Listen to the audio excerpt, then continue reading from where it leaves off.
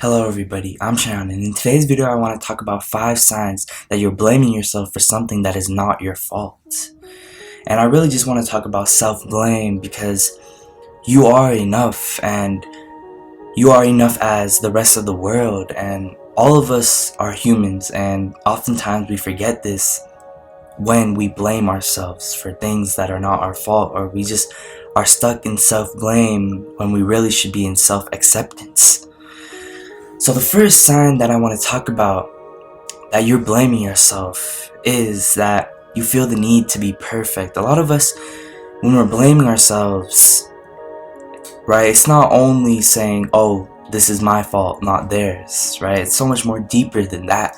So a lot of times when we're trying to be perfect, that is a sign of self-blame, because we are all humans, right? We're all trying to be the best we can be sometimes. A lot of times we get stuck in perfectionism, and what we really have to realize is that if all of us are humans, we are already perfect. We are already enough because we are already enough in humanity just by being humans. So when we're trying to be so perfect and we feel the need to be more than what we already are, we're essentially telling ourselves subconsciously that we're not enough. And it's you're blaming yourself because you feel like you're doing something wrong with your life, but you're never doing something wrong, you're never doing something right. It's all about what you decide is right and wrong, what you decide to perceive, what you decide to do with your life. If someone doesn't accept that, for who you are, then that's not your fault. Don't change yourself because others are telling you to be someone that you don't want to be. So a lot of times we feel the need to be perfect because we care about others' opinions, and we blame ourselves for not living up to these opinions, especially if you're a child and you have parents who are very strict on you about being this and being this, and you feel the need to be perfect for them. That's actually going to lead you to not even feeling perfect, because perfectionism is just a perception. But in order to feel enough and feel like you are enough and you are belonged in this world, you just really have to be you. It's that simple. So that is the first sign that you blame yourself, that you feel the need to be perfect and you're stuck in the illusionary idea of perfectionism. So the second sign that you are blaming yourself and you're stuck in self-blame is that you don't really want to step out of your comfort zone. Like I said before, a lot of us are stuck in perfectionism and we want to live up to other people's opinions. And this is really the same thing for, not wanting to step out of our comfort zone and really just, not wanting to be who we truly are, not wanting to accept who we truly are, because we've learned so much to get away from ourselves that now that's all we know. We forgot who we are and we don't want to accept who we are. But you can always come back to your true self. All you have to do is really just live in acceptance, not in blame. Because when we don't want to step out of our comfort zone, essentially that's what happens in depression too. We underachieve. We don't want to live life to the fullest. And when you're living life to the fullest, you're also being yourself to the fullest. So a lot of times we don't want to step out of our comfort zone because our comfort zone has become a new normal. Right? Like what happens in trauma. We essentially get used to suffering so much that that becomes our new normal. We don't know what the actual normal is. So a sign of self-blame is that you don't want to step out of your comfort zone, but really you just don't want to become who you truly are. You don't want to break through. It's like in therapy, you don't really want to break through and accept your trauma, accept your faults, accept your mistakes. That's the sign that you're blaming yourself, because it's really not your fault.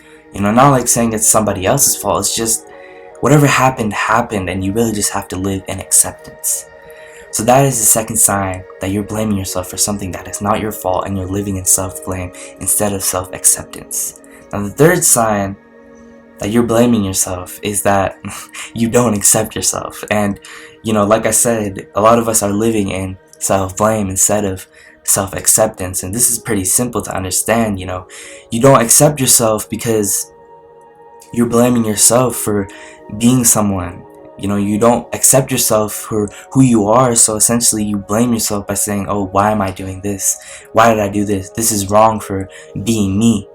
And you really realize how harsh that can be on a human mind and just your spirit, really, about telling yourself that it's not okay to be who you truly are. You are you. That's something I've been learning in therapy, in my own recovery process, that I am just me. I am not them. I can't change anybody else but myself. I can only choose my own actions. I don't know what anybody else is thinking. I don't know what anybody else is gonna do, so why would I even care? So it's really all about just living in self-acceptance and really just accepting yourself, because a sign of self-blame is that you don't accept yourself. You don't live in your truest authenticity. You're not your authentic self.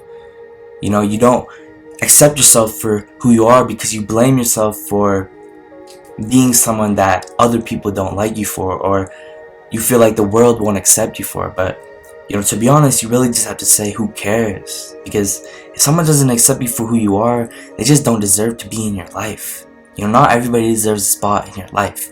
So that is the third sign that you're living in self-blame and not self-acceptance, is that you don't accept yourself. So the fourth sign that you are blaming yourself for something that is not your fault and you're just living in self-blame and not really accepting yourself is that you're living a double life. A lot of us live a double life, and with all these platforms around, with all these mass identities that we can choose to be and create in this world now, in this generation, this is very common for human beings to live a double life, because a lot of times we don't accept ourselves. When we don't love ourselves for who we truly are, we put on a mass identity and only want the world to see what they want to see, right? We only want people to see what they want to see. So essentially, we're not relying on ourselves. We don't trust ourselves. We don't love ourselves because we don't want to be ourselves, because we don't accept ourselves.